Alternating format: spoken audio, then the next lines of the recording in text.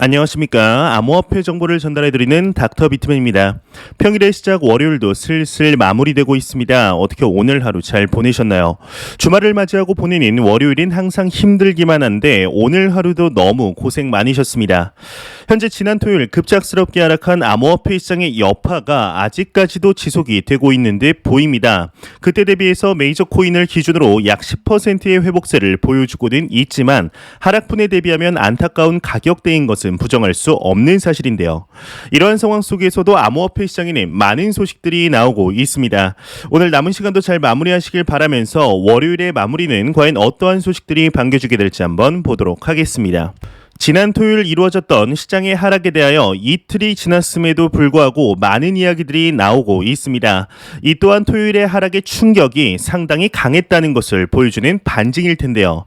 오늘은 얼마 전 암호화폐 시장에 전고점은 오지 않았다고 이야기를 했었던 비트코인 재단 이사회 멤버이자 암호화폐 거래소 BTCC의 창업자인 바비리가 이야기를 했다고 하는데 과연 어떠한 이유로 하락을 했다고 견해를 내비추었을지 같이 한번 보도록 하겠습니다. BTCC의 창업자 조정중 폭락은 과욕으로 인한 과도한 레버리지 탓이다 헤드라인이 장식이 되어 있습니다. 비트코인 재단 이사회 멤버이자 암호화폐 거래소 BTCC의 창업자인 바비 리가 자신의 트위터를 통해 조정 과정에서 비트코인이 급격하게 하락한 이유는 단순히 사람들이 너무 욕심을 부리고 과도한 레버리지로 매입했기 때문이다. 이제 이들은 청산이 되었다. 또한 이들은 포지션 청산을 통해 자신들도 모르는 사이에 유동성 제공자가 되고 있다. 지적했다고 하는데요. 추가적으로 적합한 접근 방식은 그냥 사고 보유하는 것이다 라고 덧붙였다고 합니다. 현재 암호화폐 시장의 하락에 과도한 레버리지가 한몫했다는 의견들이 상당히 많이 나오고 있습니다. 지난 24시간 주요 거래소에서 44.23억 달러, 한화 5천억 원 가량의 선물 포지션이 청산을 당하였는데요. 그럼에도 불구하고 선물 시장의 미결제 약정 규모가 여전히 높기 때문에 추가 조정이 이루어질 수도 있다는 견해들도 계속해서 나오고 있죠. 이러한 답답한 상황 속에 암호화폐 미디어이죠. 코인데스크에서 또 하나의 분석이 나왔다고 하는데 어떠한 내용인지 같이 한번 보도록 하겠습니다. 분석, 비트코인 매수세 단기 과매도 신호에도 불구하고 약했다 헤드라인이 장식이 되어 있습니다. 코인데스크가 비트코인 매수세는 단기 과매도 신호에도 불구하고 약했다. 이더리움도 숨을 고르고 있다라고 진단했다고 하는데요.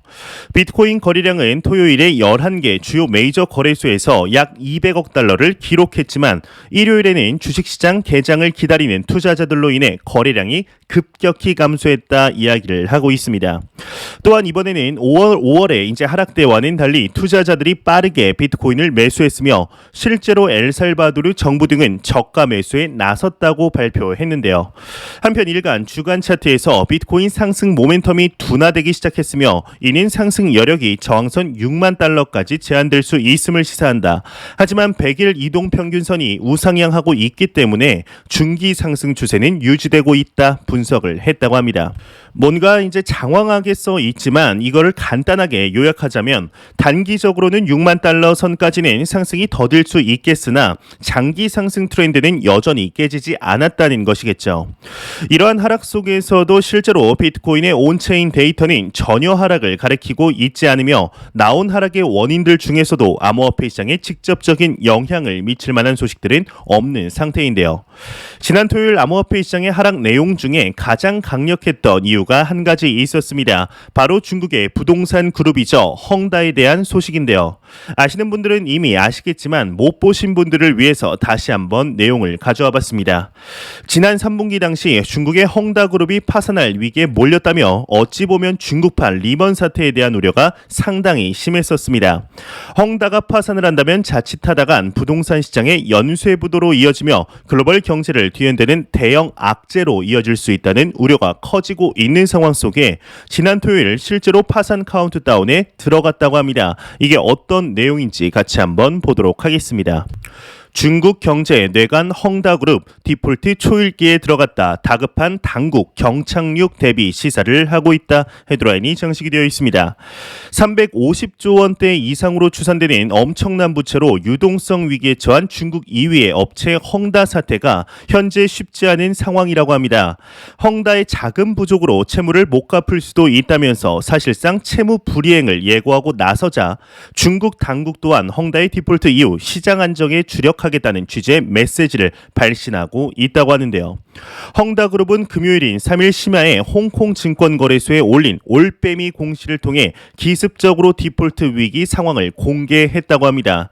헝다는 2억 6천만 달러, 하나 무려 3천억 원 규모의 자금을 채권자로부터 채무 보증 의무를 이행하라는 요구를 받았지만 상황이 어려울 수 있다고 하는데요. 또한 지난 10월 당시 헝다가 해당 채권자들과 개별 협상을 통해 상환 기간을 내년 1월까지 3개월 연장했었지만 만약 헝다가 실제로 이 채무를 갚지 못하면 공식 디폴트가 선언이 되면서 이는 대규모 연쇄 디폴트 사태로 이어지게 된다고 합니다. 이 외의 내용은 그리 중요하지 않아서 넘어가도록 하겠습니다. 결국엔 중국 부동산 2위라는 타이틀을 가지고 있지만 우려했던 상황들이 터져버리고야 말았습니다. 이러한 상황이 지속되며 리먼 브라더스 사태 제2의 리먼 브라더스 사태가 올 수 있다는 불안감이 암호화폐 시장마저 하락시키고 말았는데요. 지난 9월 당시에도 헝다그룹의 위기가 한층 고조되었을 때 암호화폐 시장 또한 하락한 적이 있었습니다. 아마 지금 영상을 보시는 투자자분들 중에 대부분의 분들이 겪으셨으리라 생각이 드는데 현재 헝다그룹이 디폴트 직전 위기 상황에 내몰리자 중국 당국도 긴박하게 움직이고 있는 상황이죠. 헝다 사태의 1차적인 관리 책임을 맡은 광둥성 정부는 헝다의 요청이라는 명분을 앞세워 직접적인 위기 관리에 나서고 있는데요. 중국의 핵심 금융 당국이죠. 인민은행을 시작으로 은행감독관리위원회와 증권감독관리위원회는 미리 대비를 한 듯 전날 밤 일제히 발표한 성명에서 헝다 사태를 개별 사건으로 규정하면서 자국의 경제 안정에 위협이 되지 않는다는 취지의 메시지를 계속해서 내놓고 있습니다. 중국인민은행의 경우는 헝다 위기의 주요 원인으로는 스스로 경영을 제대로 하지 못하고 맹목적인 확장을 추구한 데서 비롯되었다라고 이야기를 하고 있으며 은행감독관리위원회 또한 헝다의 전체 채무 중 금융권의 부채가 3분의 1가량에 그치고 구조적으로도 분산되어 있다며 금융권의 정상적인 운영에 부정적인 영향을 끼치지 않을 것을 계속해서 강조하고 있습니다. 현재 이처럼 중국 당국 스스로도 헝다그룹의 파산의 영향이 얼마나 큰지 알기에 최대한 경제의 위기를 주지 않기 위해 노력하는 모습을 보여주고 있는 상태이죠. 제2의 리먼 브라더스는 절대 아니라고 중국 당국이 계속해서 말하고 있는 중인데요. 하지만 시장에서는 헝다 사태로 인해 중국 부동산 시장의 위축 현상이 심해지면서 중국 경제의 하방 압력이 더욱 거세질 수도 있다는 우려도 여전히 존재하고 있습니다. 중국의 총 생산이죠. 이제 GDP의 30%를 차지하는 것으로 추산되는 부동산 산업의 위축은 비단 부동산 산업의 위축만을 이야기하는 것이 아닙니다. 철강, 시멘트, 가구, 가전제품 등 많은 산업에도 간접적으로 영향을 미치게 되는데요. 중국의 경우는 현재 생산자 물가 지수가 13.5%라는 말도 안 되는 상승률을 보여주며 소비자 물가 또한 상승하여 힘든 상황 속에 헝다그룹의 파산까지 겹치면서 강력한 경제 위기 속에 있습니다. 또한 중국은 글로벌 국가들의 공장이라고 불리는 상황 속에 전 세계적으로 퍼지게 된다면 중국 당국의 이야기와는 반대로 세계 금융 위기가 또다시 도래할 수도 있지 않을까 싶은데요. 이러한 상황 속에 개인적으로는 암호화폐 시장이 현재 단기 급락을 하였지만 크게 문제는 없을 것이라 생각을 하고 있습니다.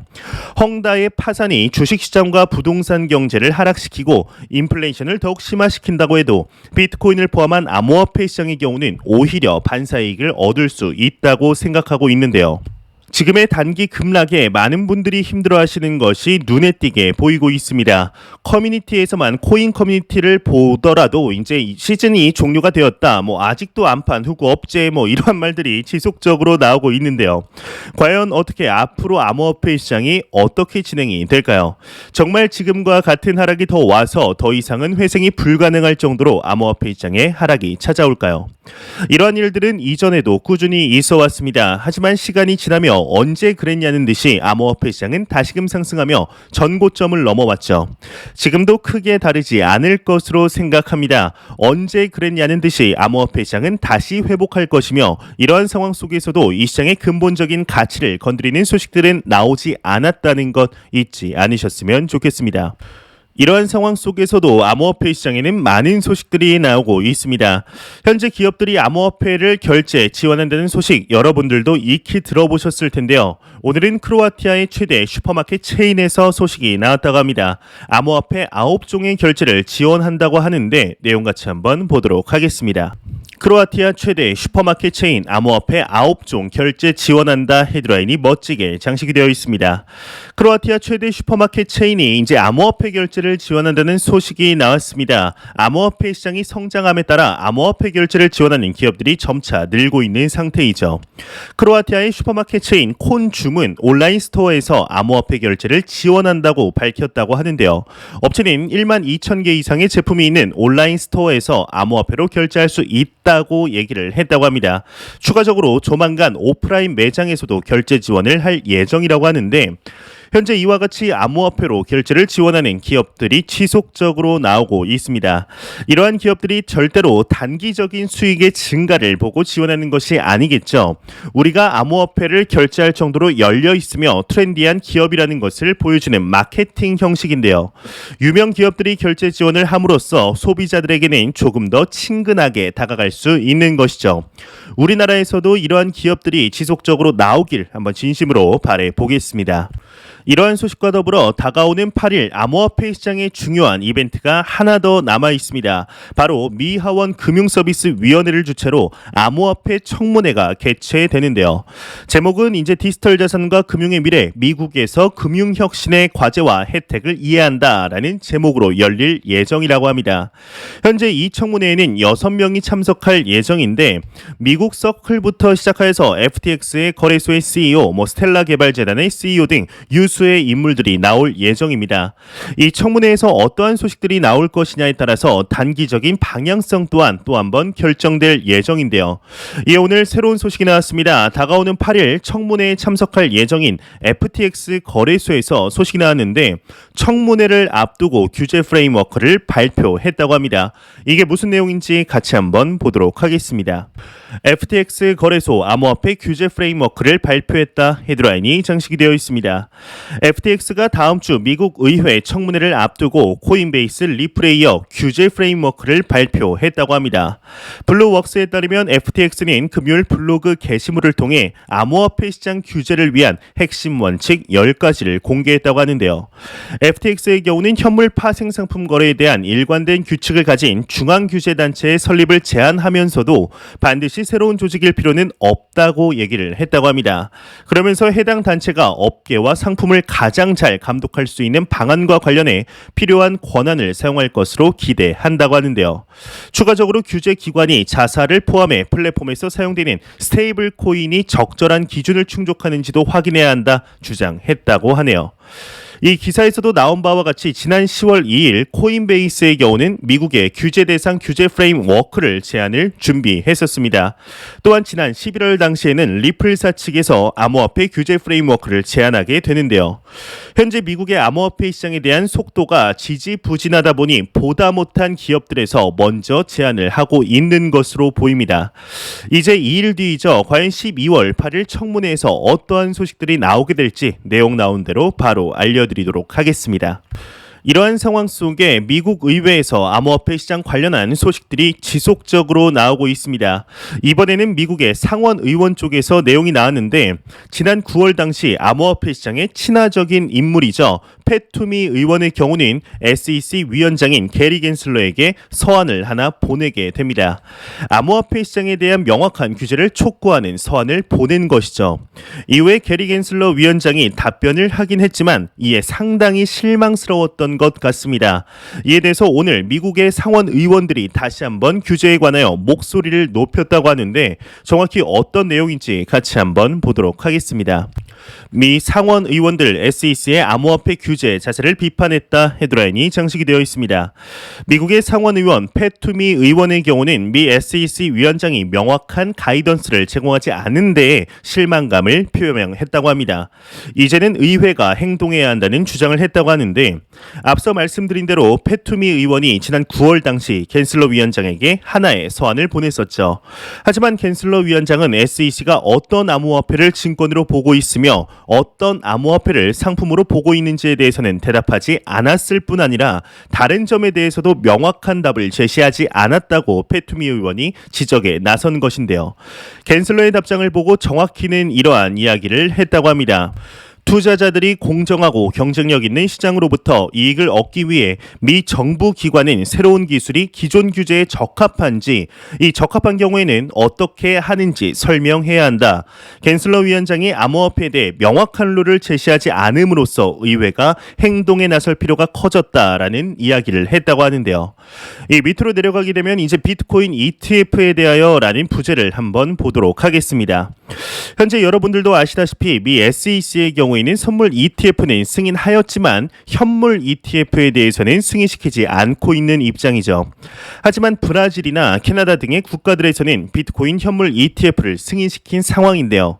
이에 대해서 어떻게 생각하느냐에 대한 갠슬러 위원장의 답변이 나왔습니다. 정확히는 이렇게 답변을 했다고 하는데 SEC는 비트코인에 특화된 투자 상품에 관해 다른 국가 및 지역에서의 동향을 파악하고 있으며 해외 규제 당국과 이 같은 투자 상품에 대한 접근 및 감시 방법에 대해 협의해 왔다. SEC는 해외 규제 당국으로부터 배우려 하고 있다. 그러나 다른 나라 규제 당국의 행동은 미국 규제 당국을 구속하지 않으며 비트코인에 특화된 투자 상품을 검토할 때 연방법상 적용되는 법적 기준과 프로세스에 따라 진행한다라는 답변을 내놓았다고 합니다. 여러분들도 이제 들으셨으면 아시다시피 이러니 패투미 의원의 마음에 들 리가 없겠죠. 다른 국가들이 우리랑 생각이 다르다, 같다라는 것이 아니라 그저 형식상의 대답뿐인 것인데요. 특히 내용 중에 다른 나라 행동들이 미국 규제 당국을 구속하지 않는다라고 이야기를 한 것을 보면 참 답답할 따름인 것 같습니다. 아무래도 이제는 SEC가 암호화폐 시장에 관해서 정확한 규제를 만들 마감 기한이 다가온 것으로 좀 느껴지고 있습니다. 과연 앞으로 미국에서 암호화폐 시장 관련 어떠한 소식들이 추가적으로 나오게 될지, 또한 이틀 뒤 열릴 청문회에서 어떠한 이야기들이 나오게 될지 한번 지켜보도록 하겠습니다. 안 보고 가면 섭섭하겠죠. 마지막 크립토 공포 탐욕 지수입니다. 전날 대비 2포인트 이제 더 악화된 16포인트를 기록하며 여전히 극단적인 공포 단계를 유지하고 있습니다. 이 지수는 0이면 공포, 100이면 낙관을 의미하게 되죠. 지난 토요일 시작된 암호화폐 시장의 급락으로 많은 투자자분들의 투자 심리가 많이 위축된 것이 눈에 띄게 보이고 있습니다. 어찌 보면 이는 너무나 당연한 것이겠죠. 하루에 20%의 하락이 찾아오는 데 아무리 이제 좀 반등을 했다고 해도 그 어떠한 투자자분들이 공포를 느끼지 않을까요? 하지만 이번에 나온 암호화폐 시장에 나온 하락에 관한 이야기들을 보았을 때 전혀 암호화폐 시장의 가치에 영향을 줄 만한 소식들이 나오지 않고 있습니다. 현재 매크로적인 측면에서 하락을 했다고 볼 수 있을 것 같은데요. 아무리 가격이 하락을 했다 해도 현재 암호화폐 시장의 온체인 데이터는 크게 변화가 없는 상태이며 기관 투자자들과 고액자산가들의 자금이 지속적으로 유입이 되고 있습니다. 우리는 이러한 하락들을 정말 숱하게 보아왔습니다. 암호화폐 시장에 직접적인 타격이 있을 만한 발언들이 나왔을 때도 단기적인 하락이 이루어졌지만 언제 그랬냐는 듯이 다시금 회복하는 모습을 볼 수가 있었는데요. 이 시장은 절대로 없어질 시장이 아니며 현재 점점 몸집을 키워나가고 있다는 것 절대로 잊지 않으셨으면 좋겠습니다. 또한 절대로 단기적인 시각으로 이 시장을 바라보지 마시며 항상 장기적인 시각으로 보시길 진심으로 바라보겠습니다. 암호화폐 시장은 이제부터가 시작인 것이죠. 제가 제가 준비해온 소식은 여기까지입니다. 영상이 도움이 되셨다면 구독과 좋아요 그리고 광고 한 편만 처음부터 끝까지 시청 부탁드립니다. 이 채널은 오직 광고 수익으로 운영이 되게 됩니다. 항상 영상 시청해 주시는 시청자분들, 구독자분들 너무나 감사드립니다. 오늘 남은 시간도 잘 마무리하시길 바라면서 저는 더욱 도움이 되는 영상으로 내일 아침 출근 시간에 찾아뵙도록 하겠습니다. 지금까지 닥터 비트맨이었습니다. 감사합니다.